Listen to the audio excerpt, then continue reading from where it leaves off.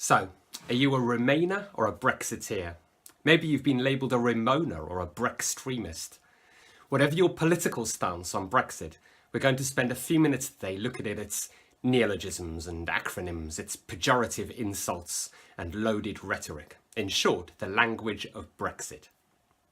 Like any new political development, Brexit has spawned a host of acronyms and specialist jargon. BRINO, for instance, stands for Brexit in name only. It's the term Brexiteers are likely to use for a form of soft Brexit, as in a Brexit which would still entail very close ties to the EU.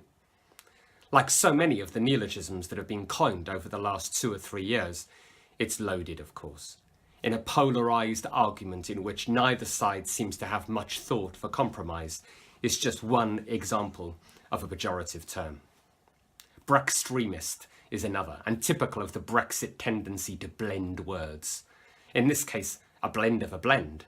First Britain and exit forming Brexit, and then Brexit and extremist forming Brextremist. You can also call these blends portmanteau. Whatever you call them, they just keep coming, don't they? Especially now that Theresa May is popping off on her weekly tours of Europe, taking back control by begging for Brextensions or even Flextensions. Some of the specialist lexis has been around for a while, like customs union and single market, for instance. But some of it has arisen with the complications of trying to extract ourselves from our relationship with 27 other countries, leading to terms like withdrawal agreement and the notorious backstop, a term originating in cricket and then moving to baseball before being employed now in a political context. In terms of language change, you could call this an example of a semantic shift, in that the original term is still used in a sporting context, but it's now being used in another context too. All this specialist lexis has led various media outlets to gloss these terms for their audience. On their Brexit Jargon Buster page, for instance, the BBC ask, "Confused by all the Brexit jargon in the news? Here's a glossary to demystify commonly used EU-related terms." It's something that the Plain English campaign would definitely approve of. Set up in 1979, the Plain English campaign have been campaigning against gobbledygook jargon and misleading information for 40 years now. Their website proudly announces, "We have helped many government departments and other official organisations with their documents, reports and publications. We believe that everyone should have access to clear and concise information." As a force, putting pressure on organisations to make their communication accessible to a non-specialist general public, you could argue that they've done a lot of good. If you're studying language change for your A-level exam, you need to have a look at their website. Look at some of the examples of the things that they campaign for, the kind of language uses that they object to and what they propose instead. Have a look at their website and prepare a paragraph about the influence that they've had on British English in an official context over the last 4 decades. Because if you're looking at organisations which control and influence and have an impact on language change, then the Plain English campaign would be one of them. Finally, though, let's consider the language of social media in relation to Brexit. It's fascinating looking at the kind of exchanges you get in response to posts on Facebook by organisations like People's Vote, who are campaigning for a second referendum. Of course, it's not just Remainers who are drawn to their posts, but swashbuckling Brexiteers out for a duel with their arch enemies. One exchange I saw recently involved a pro-Leave contributor, let's call him Brian, responding to an image of People's Vote campaigners on a march by posting, "You're all losers. You lost. Just get over it." Another poster, presumably a Remainer, then replied, "You don't exactly look like one of life's winners yourself, Brian." Facebook stalker that I am, of course, I then clicked on Brian's profile to find out what had triggered such an acerbic response. Bloke in his 60s, maybe, 45 friends, stroking a cat in his profile picture, holding a big fish in another, lived in the West Country somewhere. you could maybe see the ammunition the Remainer was gathering up to fire back. But my question is, would these two people, who I assume had never met, would they have attacked each other so viciously outside the context of a polarised Brexit-based conversation? And would they have done so in real life, if they'd met each other at the checkout in Tesco's, for instance, rather than online? The answer is probably not. The kind of dialogue we're seeing in response to Brexit-related social media posts is, of course, by no means limited to Brexit. But if we're going to consider the language of Brexit, then it's something we need to explore. Let's have a look at what John Suler calls the online disinhibition effect, or ODE, the online disinhibition effect. It's not all relevant to Brexit, but it's interesting and useful anyway, so bear with me.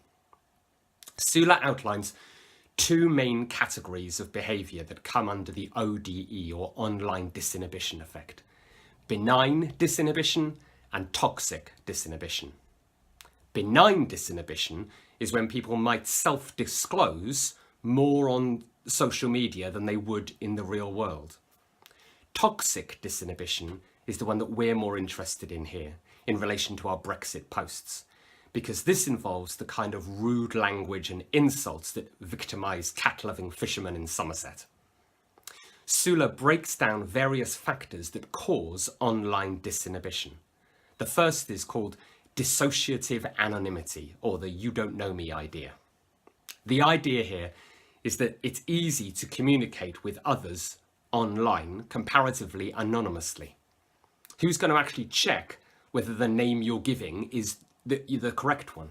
Is Brian really Brian? Does he even own a cat? Suler also argues that by dissociating your online self from your real world self, you end up detaching yourself from your actions and language, and therefore not feeling a sense of responsibility for them. The second is invisibility. Online communication is often text-based, meaning, of course, that you don't have to be seen at all. If no one can see you, then inhibitions can be lowered because you don't have to worry about things like paralinguistic features, that means body language and facial expressions, or prosodic features, things like volume and pitch and intonation. If you're presenting yourself through the written word, through text, you can create any persona you like. You can determine your gender, your age, any aspect of your identity. Basically, to a greater or lesser extent, you're not actually presenting yourself to the world, but a synthetic facade created by you. The real you is invisible. The next is asynchronicity, or what Suler calls the see you later idea. Basically, normal face-to-face conversations happen in real time, don't they? Someone says something and you respond to them within a matter of milliseconds normally.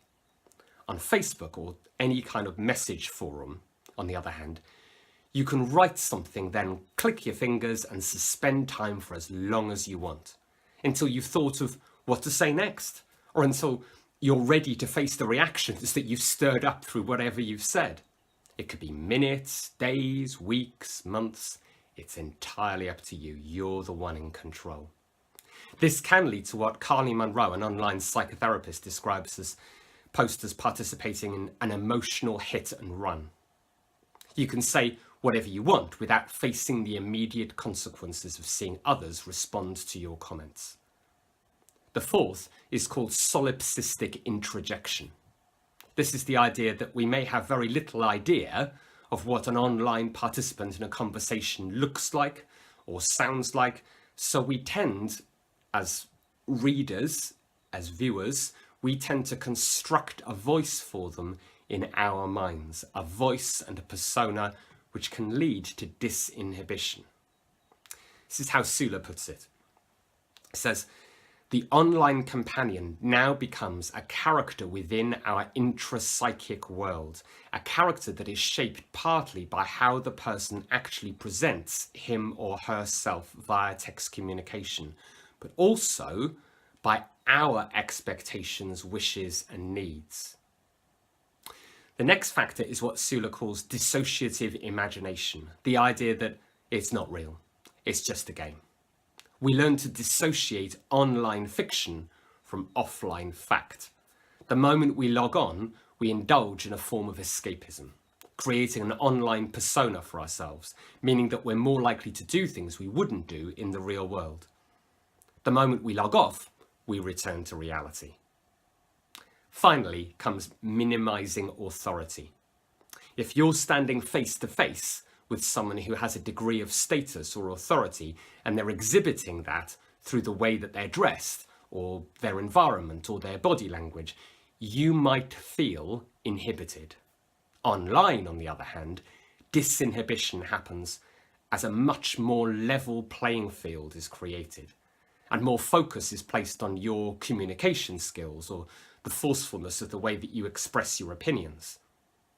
So, why not have a look at some Brexit-related interactions on social media and see which of Suler's factors you think are at play? If you found that interesting or useful, please like it and subscribe to English Gorillas.